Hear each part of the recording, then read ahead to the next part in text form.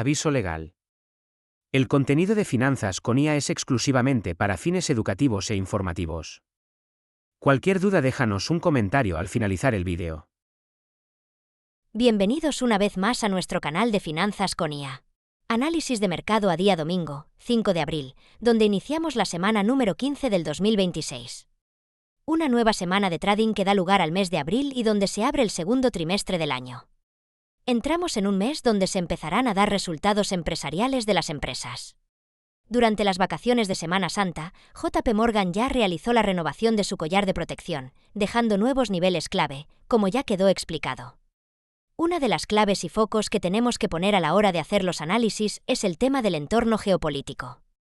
Después de un fin de semana relativamente tranquilo en Oriente Medio, tras las declaraciones de Donald Trump la semana pasada, los mercados se mostraron bastante optimistas en cuanto al desenlace de las maniobras militares. Aunque el lunes es festivo, el mercado abrirá con normalidad, y habrá que estar atentos al domingo por la noche porque si el optimismo sigue reinando en el sentimiento de mercado se podría ver un gap al alza. En este vídeo haremos una pequeña recapitulación de cómo se han producido los rebotes en los últimos fuertes retrocesos de los índices bursátiles, cómo se produjo el rebote en 2025 tras identificar el suelo de mercado y la fuerte subida posterior, y cómo reaccionó el mercado en 2022 tras las fuertes bajadas por presiones inflacionistas y subidas de tipos de interés.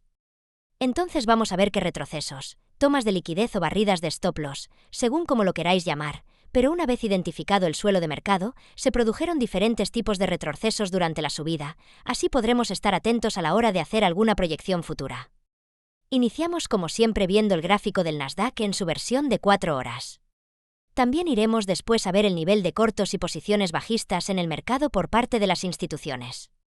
Veremos los niveles clave con respecto a la estructura interna del mercado y los niveles de gamma. Y finalmente haremos un pequeño vistazo al gráfico del IBEX, que ha venido subiendo más que el resto de los índices. Lo primero que llama la atención viendo el gráfico del Nasdaq es que, en caso de una vuelta hacia máximos, nos vamos a encontrar un montón de niveles de resistencias. El primer nivel importante lo podríamos encontrar cercano a los 24.500, que coincidiría con los 600 del QQQ. En caso de superar ese nivel, a nivel de escape al alza, todavía seguiríamos teniendo los 25.000 del Nasdaq en contrato futuro de junio de 2026, que también sería un nivel a tener en cuenta.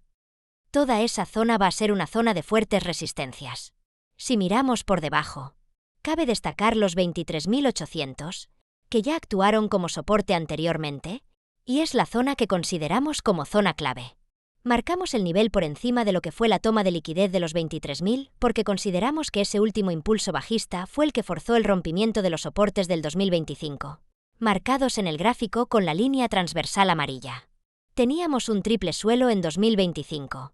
Ese nivel se rompió. Se hizo una toma de liquidez donde probablemente muchas posiciones alcistas se cerraron, e incluso se debieron abrir posiciones cortas. Luego veremos eso en el gráfico de posiciones cortas institucionales. Una vez se llegó a los 23.000 del Nasdaq, el precio se devuelve con rapidez por encima del nivel clave, por lo tanto ese es para nosotros el nivel de referencia a tener en cuenta a partir de ahora. ¿Se podría ver una nueva toma de liquidez, un nuevo barrido hasta los 23.500? Pero en ningún caso podríamos ver el precio volviendo por debajo de 23.500. Eso sería una señal muy bajista y una señal que habría que tener en cuenta, donde el precio podría lateralizar o incluso podría ser el indicio de que todas estas fuertes bajadas de los últimos meses pudiesen todavía continuar. Mientras nos mantengamos por encima de este último suelo en 23.800, sería momento de buscar buenas posiciones de entrada para mirar hacia arriba. Resumiendo, tenemos nivel de soporte en 23.800. Tenemos niveles de resistencia por encima de 24.500. Y luego veremos a nivel de gamma donde se encuentran el muro de calls y el muro de puts. Una vez hecho el análisis de medio plazo y visto el gráfico de 4 horas, llega el momento de hacer una pequeña visión de cómo se podría presentar la sesión de hoy. Para la sesión del lunes, pendientes de ver si se abre con gap y dependiendo del volumen, ya que es día festivo en Estados Unidos y todavía no estarán todos los operadores de vuelta de vacaciones.